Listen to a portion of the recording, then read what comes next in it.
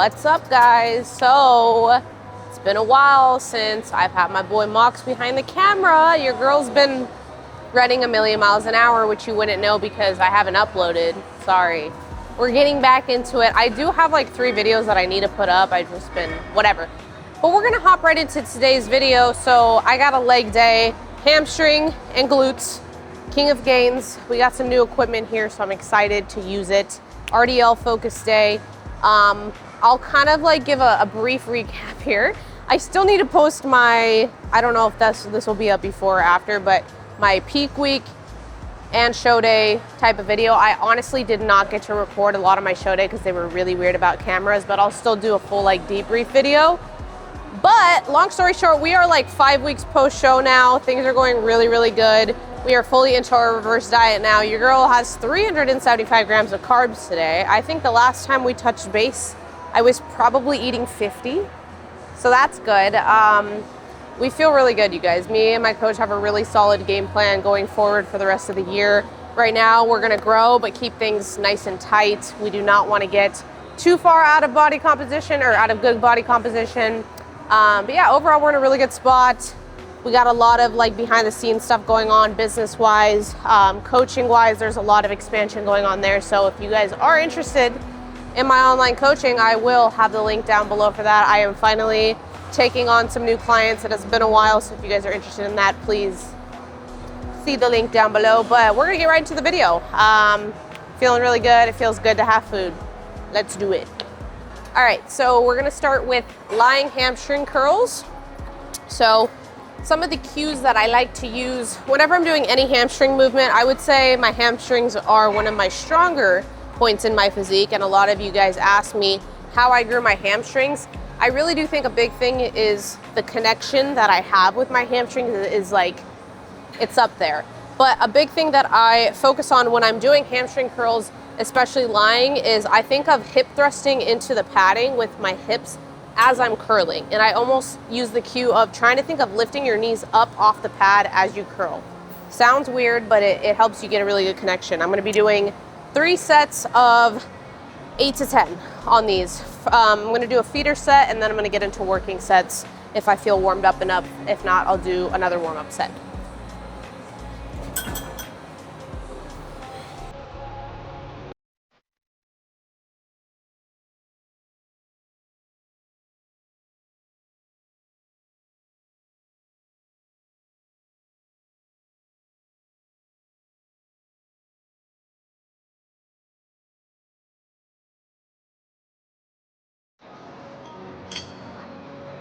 I got body work done yesterday with Mr. Umar himself, and that was like my first more intense body work session since my show, which is really bad of me because I was going like once a week. But I've been traveling so much, but my legs finally feel like they're coming back to life a little bit. I'm sore from body work, but I knew I needed it bad because like my connection on all my lifts was going downhill. So if you guys are trying to be like competitive bodybuilders, I know it's expensive as is, but if you can allocate a budget for body work, please do, because it helps. All right, one more warm-up set.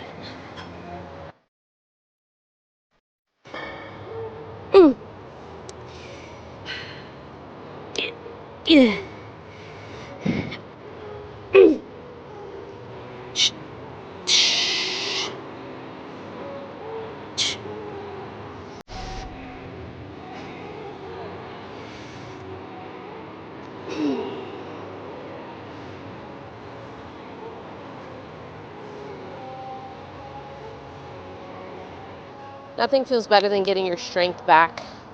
Good stuff. Getting your carbs back. Yeah, actually getting some food back in my system. It is pretty crazy though, because so to put it in perspective for you guys, I'm gonna start sharing my macros more, because like if you blindly follow my macros think it's gonna work for you, that's a you problem. All right. No, I'm just kidding. But don't blindly follow my macros because everyone's very individualized. But coming out of my show, my low days, or actually no, my baseline food was like 50 carb, 25 fat, 130 protein. On my leg days now, my coach just gave me more food yesterday. 5 weeks post show. mind you. 375 carb, 50 fat, 130 protein, which is like 2,400 calories, so you can do the math. Write that down, write that down! Feels very good. And my weight, I'm only up like 2 pounds from my show, which is crazy. But we're feeling good. Ooh. Failure sets are back. If you guys didn't pick up on that yet. Okay. So kept the same weight as my last set, got 1 less rep, which that pretty much tells me that I'm in a good weight range that I'm using. If you feel like on like your working sets that if you stay at the same weight but can do more reps, that means that you probably need to do better feeder sets, because that just tells you that you're not really at like your cap of the weight that you're using, if that makes sense. So if I were to have gotten more reps on this one, that would have told me that my first working set needed to be heavier. Hopefully that makes sense.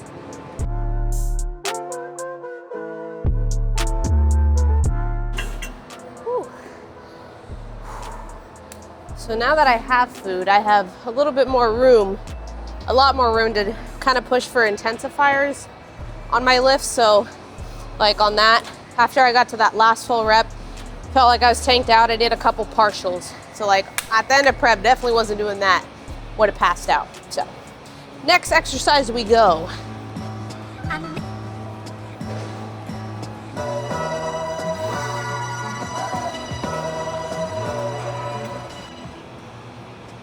Okay, moving along, we are going to do Pit Shark RDLs today.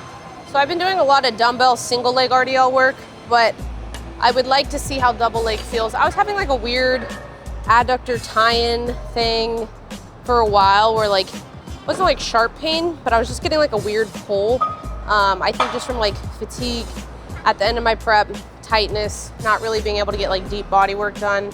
I was just having a weird pull, so we were doing a lot of single leg stuff to try to make sure that we were getting good connection, but not like pulling anything or getting any injuries. But we're feeling good today, so we're gonna try to go for some heavy Pit Shark RDLs. This is a new machine my gym got. It's the New Tech Pit Shark.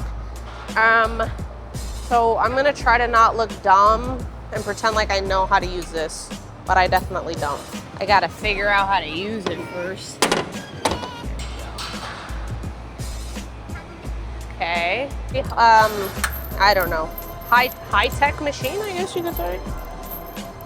Like these kinds of machines are awesome, but it makes me understand why people get intimidated at the gym sometimes, because if I had no idea what the heck I was doing, I'd be like, I'm not touching that thing. It's kind of scary looking. Yeah, okay. See, even people that have been going to the gym for many years have their moments, and I'm having one of them right now. Dude.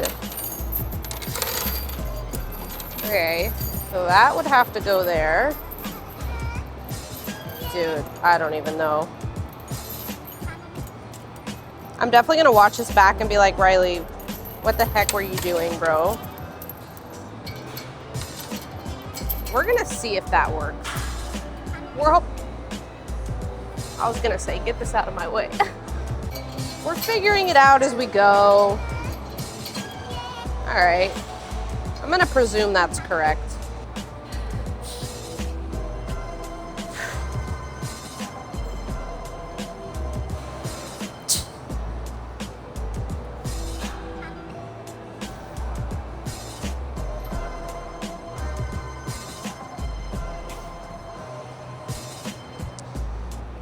Okay. All right. This thing is crazy. Pit Shark RDLs. Okay, so for these, make sure I'm doing the right amount of working sets. I have 4 sets of 10 to 12. I will be honest with you, I probably will not do 4 sets. I will probably do 3, not because I'm not gonna follow my training program, but because this will be the first day in a minute that I'm doing both legs on RDL, so just like the overall load on my back is gonna be a little bit heavier. So we're gonna get 3 solid working sets in. That's the goal, at least.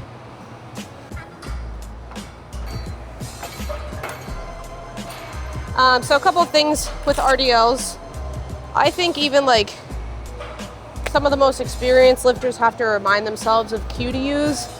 And with RDLs, something that, a good cue that I have been liking for a lot of my clients as well lately is think of your lower ribs and your hips being best friends in order to brace properly.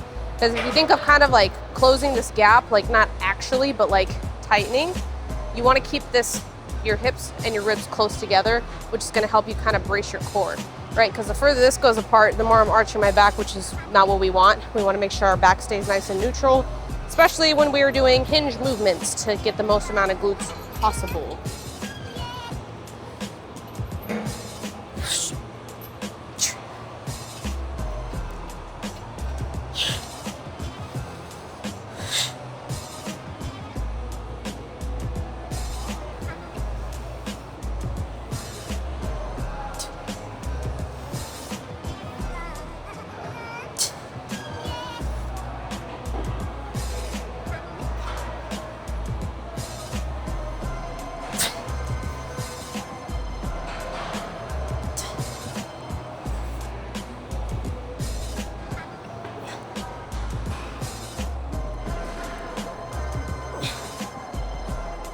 I'm not gonna lie, I don't know if I'm loving this, you guys. I might potentially move into dumbbell RDLs. Pitch shark RDLs are interesting because they kind of feel heavier at certain parts of the movement. And yeah, I don't know if I'm loving it. We might just go do some dumbbell RDLs. I'm in the phase right now with my training of trying to figure out like specific machine selection that I want to use. So I wanted to try it out, but I don't like it. And this is my main compound of the day, so we're gonna move along. I could probably mess with it a little bit more, but today's not the day to do that. So dumbbell RDLs it is. Okay, so I'm probably not even gonna count that because I kind of knew halfway through the set that I wasn't feeling it. So now this will start my working weight or my working sets because I already know what weight I'm gonna kind of go for on these because this is my typical variation. So do 45s. All right.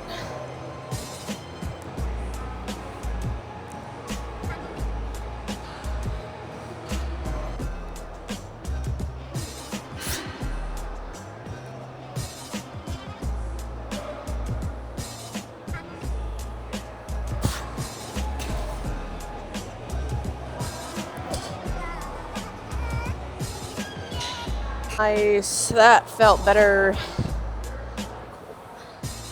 Ooh.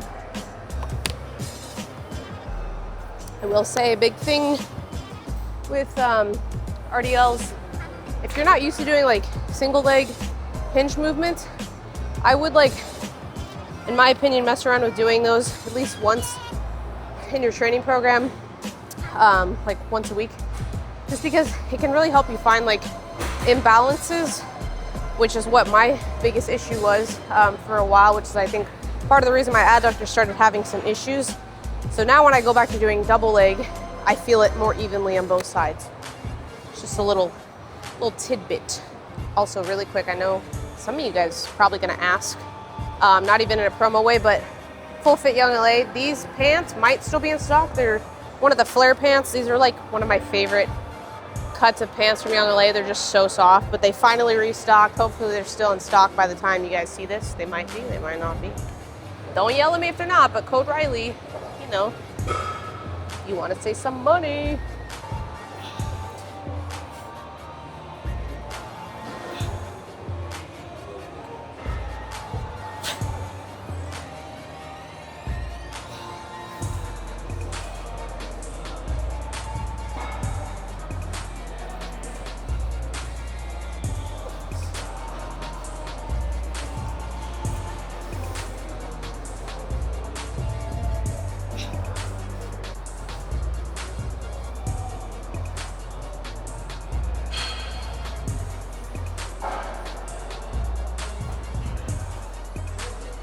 So sometimes when I'm logging my lifts, I have like my own little cues that I'll write down to kind of make note for the next session. So like I just did 45s for 12 on the first one, and then kind of how I was saying with the lion curls, if you can go more reps on the second set with the same weight, you probably needed to go heavier on your first set, depending on how you're structuring your volume.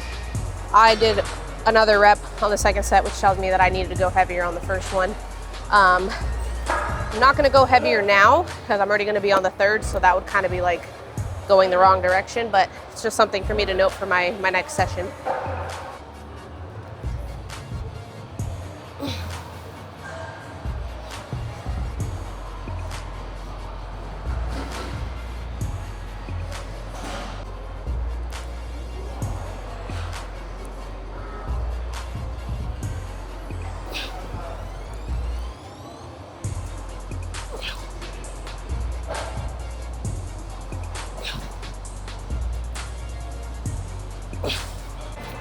All right, guys, next up, whew. So today is like pretty much like I would say tiny bit of hamstrings, mainly glute tie and focus day. I have crossover cable kickbacks. I'm kind of debating if I want to do these or if I want to go do the kickback machine. We'll do these. So I really didn't like these at first. Because I wasn't doing them right. So a good cue to use when you're doing kickbacks, regardless of the kind, is think of kicking like back, right? Like if there's a door behind me, I'm trying to kick the door open and back rather than kicking up. Because I used to do that too. I would kick up and then you get an arch in your back and then you lose a lot of glute. So we're doing crossover, so I'm gonna take this off, put my ankle straps on in a second, but essentially the way that I set these up is I put this on the lowest notch. The cable's gonna be behind me like this, and it is a bit of a funky setup, but I'm squaring my hips forward and my feet are kind of in this weird right, I don't even know what angle this would be, but my standing leg, which is not the working leg, this is the stabilizing leg, is gonna go straight forward. My working leg toe is going to go to the heel and I'm kicking straight back. So when I do these, I get a lot of tie-ins, so lower glute, but I also get a little bit of upper glute medius as well.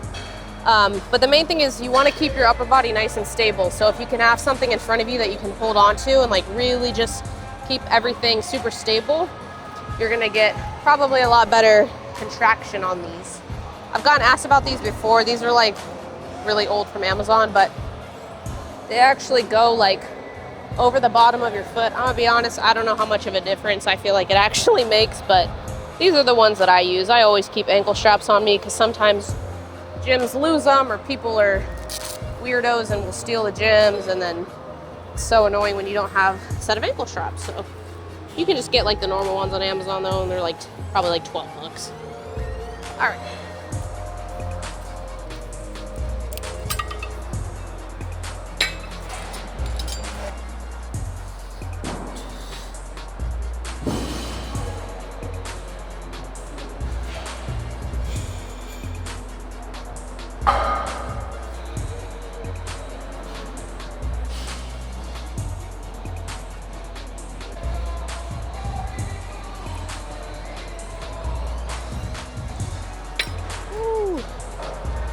And same thing with these as what I was touching on RDLs. Lower rib cage, hips are best friends. I used to kind of just do kickbacks and think about the leg, but if you really think about, I like thinking of kickbacks, especially on cables, or really anything cable related, being kind of robotic. So like, I want pretty much everything to be stabilized except for the moving part of my body. So my working leg is the only thing I really want moving. So I almost think of my leg being like a lever and the rest of my body is like super still and stagnant.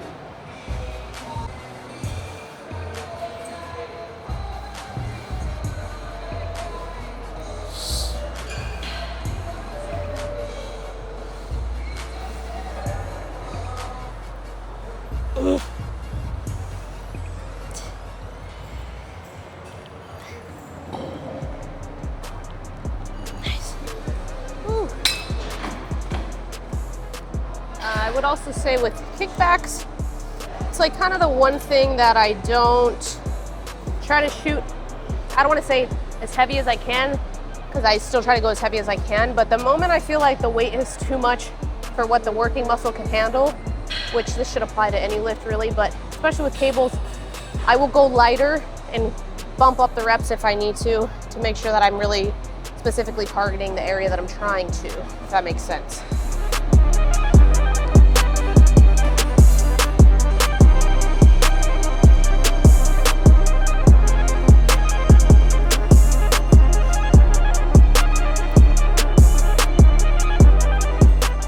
Just 2 sets on those. I am dripping sweat today. Wow. Okay. Okay. 30. Up next, we have abductions. And then the only thing we have other than that is calves. And that does it. So, gonna power through these real quick with abductions. These are gonna be burnout sets, so just 2 high rep rest pause sets. So something different that I'm doing with this little off-season growth phase is I'm really trying to maximize workout time and not be just doing whatever the heck in between my sets. So I'm trying to keep all my lifts, even like my heavier quad days have only been running max like an hour and 10 minutes, just to keep my exertion window smaller, because I don't know, some people will say different things, but I feel like for me, if my heart rate stays even in that middle range for too long, you're just accumulating like unnecessary fatigue, in my opinion. How do you know what's good for me? That's my opinion! So I'm trying to see if I can like improve my recovery the best I can, because I'm good at training hard, not great at recovering. So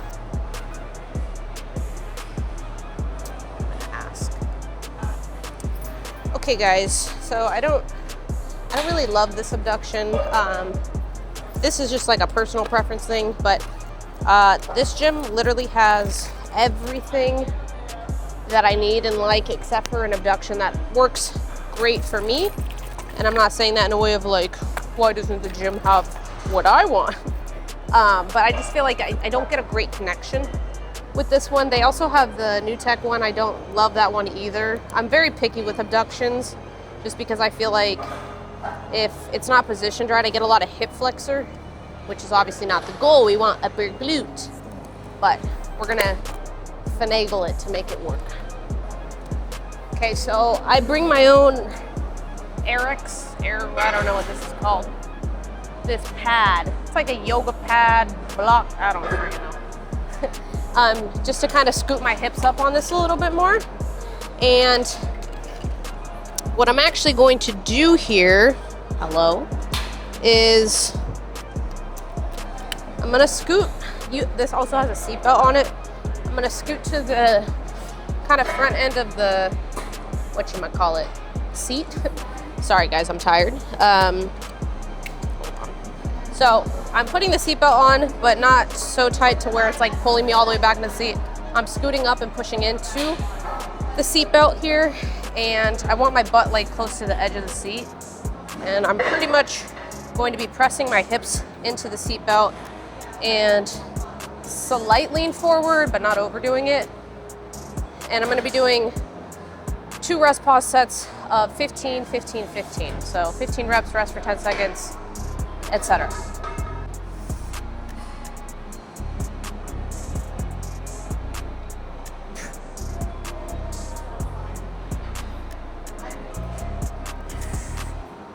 Rest for 10.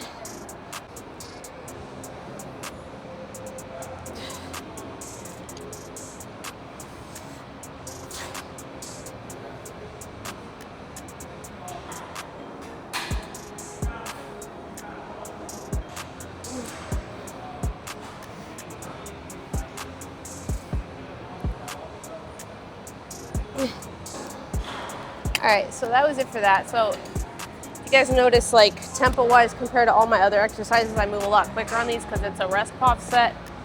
So I'm not really looking for like max time under tension. I'm looking really to get like good blood flow into the muscle, still contracting, with like intention, but higher reps, lower weight, so I'm not going quite as slow. Okay guys, last thing is going to be a calf movement. This is going to be my personal favorite way to do calves. I feel like I can load my calves the most without as much risk of hyperextending my knees. And I don't know, the positioning feels really good for me because a lot of calf machines, again, I'm too short to use. So this is technically like a upright hack squat, but a similar way you can mimic this movement is if you use literally like a vertical leg press, and you can kind of let your heels hang off of the platform and push. It's going to be kind of the same type of situation. Just adjust it first.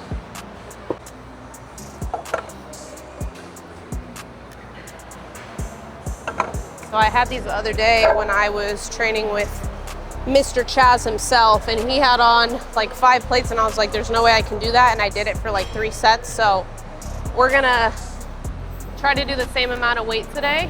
We are gonna do the same amount of weight today. We're just gonna try to go for a little bit higher reps.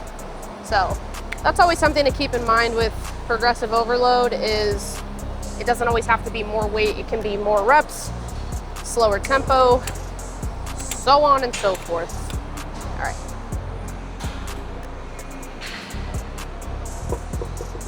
So when I'm doing calves, I don't lock my knees out really ever. I have a slight bend in my knees, which is actually gonna help you get further stretch in the calf. So at the bottom, I'm gonna hold and really keep the tension for 2 seconds, and then I'm gonna press up. With calves specifically, you're getting the most amount of the load really at the bottom, I would say. So you really wanna hold that stretch. See a lot of people like trying to run a sprint when they're doing calves, and you really wanna take it nice and slow to get that full stretch. That's when I noticed my calves started growing the most.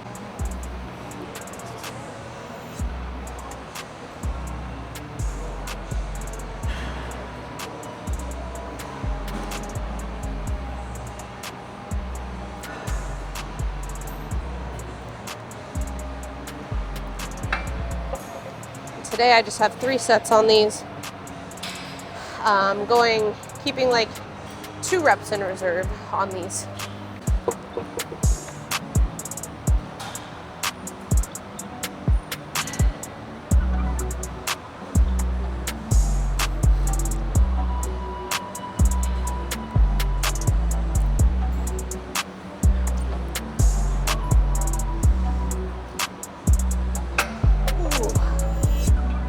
It. All right guys, so that is pretty much it for today's lift. That was good, that was efficient. In total, that ran me about, excluding warm-up, like an hour and 5 minutes, so right where we want to be. Again, it's not really something that I ever like worried about in the past. I'd kind of just lift until I was done, but keeping myself on a better time restraint, I feel like helps me just like stay more locked in with my lifts. So good freaking stuff. All right, you guys, so that was today's lift. I hope you guys enjoyed. We're getting back into the YouTube groove. I'm not even just being like, I'm sure I've been so busy, but I have been working some busy days, you guys, and I'm very blessed to be doing so. But right now I'm trying to like calibrate my order of events with everything, but I definitely want to keep YouTube up at a top priority. Like I said, I have other videos, I just need to post them. So I will be doing that. But I hope you guys enjoyed today's video. Yeah, so we're in off season now. Like I said, I will do a video kind of touching base on like my show a little bit more, what my post-show plans are. We are in a really good headspace, you guys. Like, I am in no way like trying to just like brush over my show because I have a lot to talk about with it, but that's not the basis of today's video. But I'm really excited for this off season. Like I said, we're gonna keep things really tight. Body composition, we're gonna keep in a good spot, which I've never really had an issue in the past with like getting a little bit fluffier, but with where I'm at in my competing journey, it's just not necessary for me to put on 20 pounds at my stature every single time I go into an off season. So we're gonna probably try to stay like 7 to 8 pounds within stage weight, just because I honestly didn't even get as conditioned as I needed to at my last show. That kind of like closes a little bit of that gap as well. But I hope you guys enjoyed today's video. More to come. Yeah, you guys, let's put on some size and let's keep pushing some weight. But like I said, if you guys are interested in coaching, you guys know me. I don't ever really promo it because I haven't been in the position for a long time to take on more clients, but I'm opening up my roster a little bit right now. So I will leave that down below. Young LA, Accent Sledge, Pride Foods, all that good stuff. Code Riley. I appreciate the support as always, you guys. I'll see you guys on the next one. Peace.